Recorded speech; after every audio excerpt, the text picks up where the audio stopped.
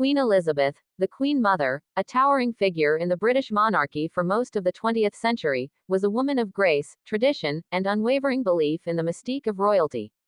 She carried the weight of an empire through war, change, and modernity, yet she held steadfast to one principle that had defined the monarchy for centuries: dignity through discretion.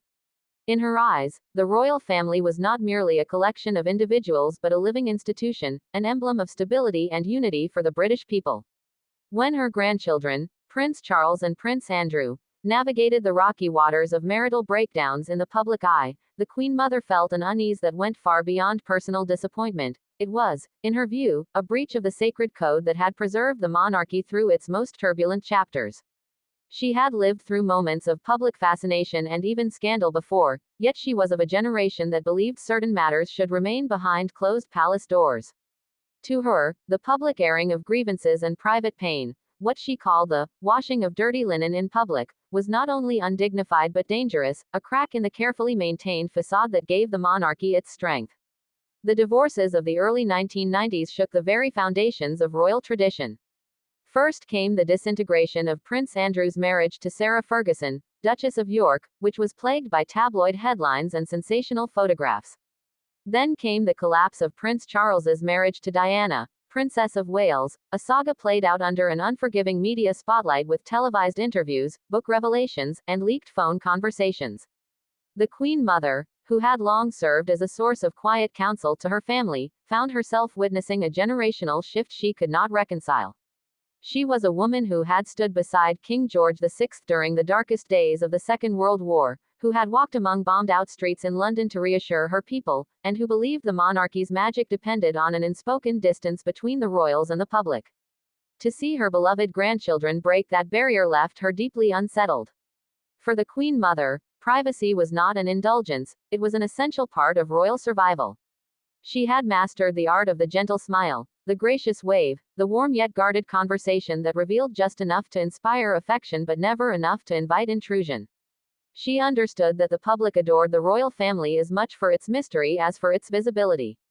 When intimate details of royal marriages became fodder for newspapers and television, she feared the monarchy was losing more than its privacy, it was losing its mystique.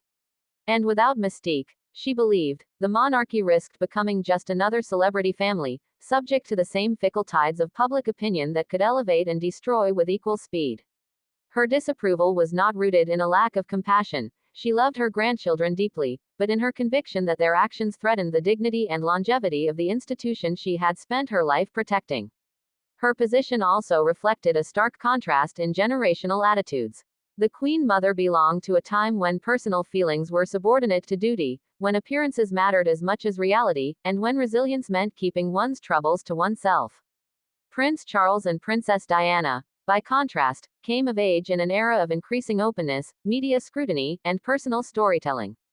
Their decision to speak candidly about their unhappiness was, in part, a reaction to the pressures of royal life, yet it also symbolized a new relationship between the monarchy and the public, one that the Queen Mother did not entirely trust.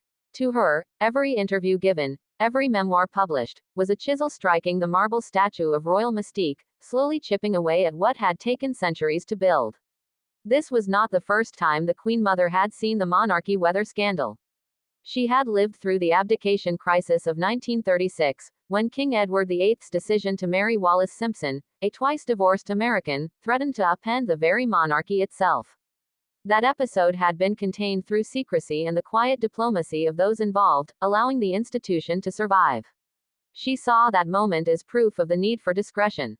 Now, watching the private heartbreaks of her grandchildren become public theater, she feared there would be no such quiet resolution.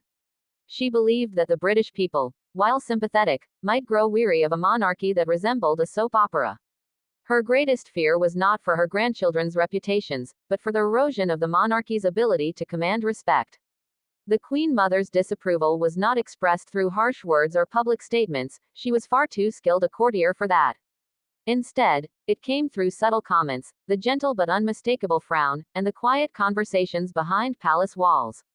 She urged restraint, cautioning that the momentary satisfaction of public sympathy could not outweigh the long-term damage of eroding the monarchy's mystique.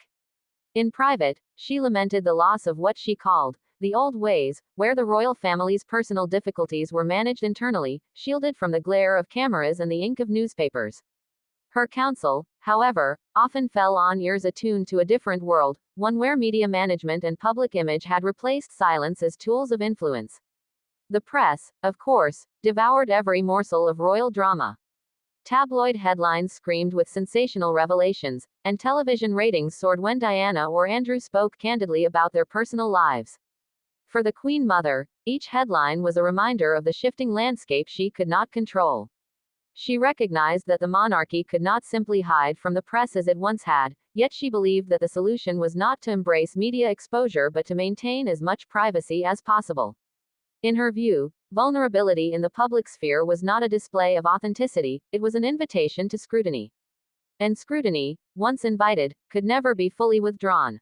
Her stance also underscored the delicate balance the monarchy has always had to strike between visibility and mystery.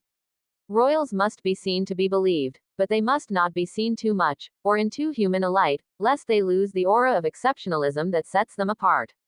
The Queen Mother had mastered that balance, crafting an image of warmth and approachability without ever revealing too much of herself. It was this balance she saw slipping away as the divorces unfolded in public view, each interview and book dismantling the invisible wall between the monarchy and the people. By the time of her death in 2002, the Queen Mother had witnessed the monarchy endure some of its most challenging years in modern history. Yet she also saw its remarkable resilience. The institution she had devoted her life to did not collapse under the weight of scandal, though she believed the cost had been high. The public's fascination with the royals had not waned, but the nature of that fascination had changed. The monarchy was no longer an untouchable symbol of national unity, it was a family like any other, with flaws and fractures laid bare for the world to see.